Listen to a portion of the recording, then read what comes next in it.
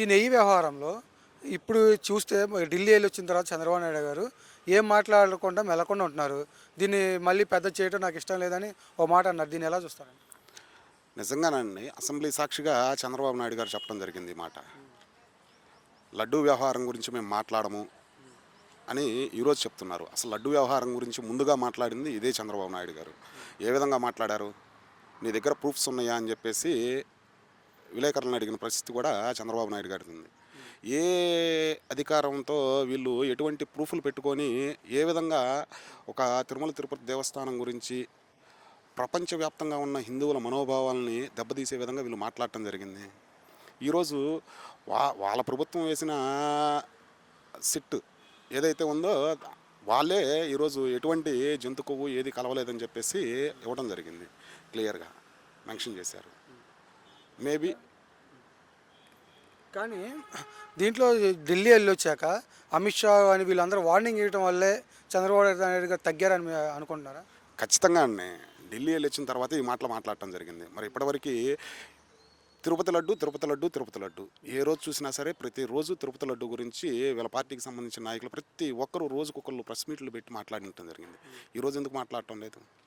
వీళ్ళ హెరిటేజ్ సంస్థ, వీళ్ళకి సంబంధించిన ఇందాపూర్ డైరీ ప్రత్యక్షంగా వాళ్ళ వెబ్సైట్లో ఉంది కదా.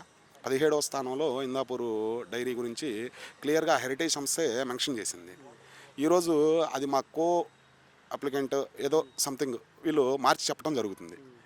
అసలు వీళ్ళ హెరిటేజ్ డైరీకి సంబంధించిన నాకు సంబంధించిన వ్యక్తి అన్నప్పుడు నాకు సంబంధం ఉంటేనే కదా నాకు సంబంధించిన వ్యక్తి అనేది.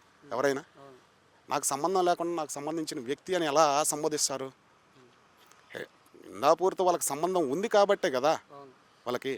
ఈరోజు 200 రూపాయలకి పామాయిల్ రావట్లేదు, నెయ్యి అట్లా సప్లై చేస్తారని చెప్పేసి కూటమి నాయకులు అడగటం జరుగుతుంది. వీళ్ళు ఏ విధంగా సప్లై చేశారు? దానికి ముందు 14 నుంచి 19 దాకా వీళ్ళ ప్రభుత్వం నడిచింది కదా. ఆ రోజు 270 రూపాయలకే కదా వీళ్ళు సప్లై చేసింది. మరి వాళ్ళు ఎలా సప్లై చేయగలిగారు? అదే ఇందాపూర్ డైరీని బ్లాక్ లిస్ట్లో పెట్టి మళ్ళీ తీసుకొచ్చి మళ్ళీ ఇవ్వడం జరిగింది. ఇది కూడా ప్రత్యక్షంగా విత్ ప్రూఫ్లతో నిరూపించడం జరిగింది మేము. ఈరోజు కూడా వీళ్ళ హెరిటేజ్ సంస్థకి లాభదాయకంగా ఉండాలి అని చెప్పేసి 800-900 రూపాయలు నెయ్యి తీసుకెళ్లాలన్న ఆలోచనతో వీళ్ళు టెండర్లు వేయటం జరిగింది. 700 రూపాయలకేమో టెండర్ శాంక్షన్ చేశారు. అదే ఇది వరకు 270 అని అన్నారు. అంటే ఈ హెరిటేజ్కి లాభం చేకూర్చేందుకే మళ్ళీ 670 రూపాయలు పెట్టి సుమారుగా కొనటం జరుగుతుంది. దీన్ని ఎలా చూస్తారు? అంటే అవినీతి భారీగా దేవుడి దగ్గర కూడా అవినీతి చేయడానికి సిద్ధంగా ఉన్నారా? ఖచ్చితంగా అండి. ఈరోజు దేవుడే కాదు, ఎవరినైనా సరే అవినీతి పాలు చేయటమే కూటమి ప్రభుత్వ లక్ష్యం. దాని గురించి కోట్లాది మంది హిందువుల మనోభావాలు దెబ్బతీయడానికి కూడా చంద్రబాబు నాయుడు గారు వారి ప్రభుత్వం సిద్ధంగా ఉంది. ప్రత్యక్షంగా నిరూపణ కూడా జరిగింది. తిరుపతి లడ్డు అన్నారు, శ్రీశైలం లడ్డు అన్నారు, రేపు అన్నవరం అంటారేమో. ఈ 2 అయిపోయినాయి కదా, రేపు అన్నవరానికి వెళ్తారు.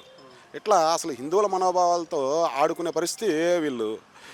ఈరోజు కూడా తిరుమల తిరుపతి దేవస్థానం చరిత్రలో ఏ రోజైనా సరే ఆనాటి ముఖ్యమంత్రి వైఎస్ రాజశేఖర రెడ్డి గారు కానీ, గత ముఖ్యమంత్రి జగన్మోహన్ రెడ్డి గారు కానీ వీరు చేసిన తిరుమల తిరుపతికి వీళ్ళు చేసిన మేలు చంద్రబాబు నాయుడు గారు 14 సంవత్సరాల చరిత్రలో ఏదన్నా చేసిందిందా మీకు తెలిసి? ప్రజలు అన్నీ చూస్తూనే ఉన్నారండి.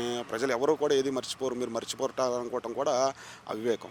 కానీ ఇదే ఏదైతే చూస్తున్నామో ఇప్పుడు హిందువుల మీద చంద్రబాబు నాయుడు గారు చేసిన ఒక ఆరోపణలు కానీ, అంటే వెంకటేశ్వర స్వామి మీద లడ్డు, అప్పటి నుంచి చూస్తూ ఉంటే హెరిటేజ్ షేర్లు కూడా తగ్గిపోతూ ఉన్నాయి.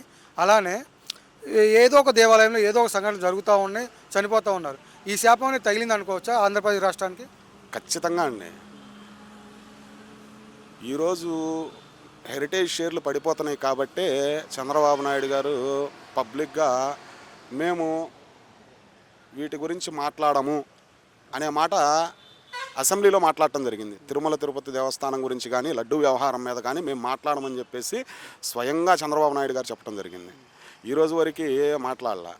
కారణం ఏంటంటే హెరిటేజ్ షేర్లు పడిపోతున్నాయి. ఈరోజు మాట్లాడటానికి ఆ రోజు మాట్లాడటానికి ఈరోజు మాట్లాడుకోవడానికి వ్యత్యాసం కేవలం హెరిటేజ్ షేర్స్.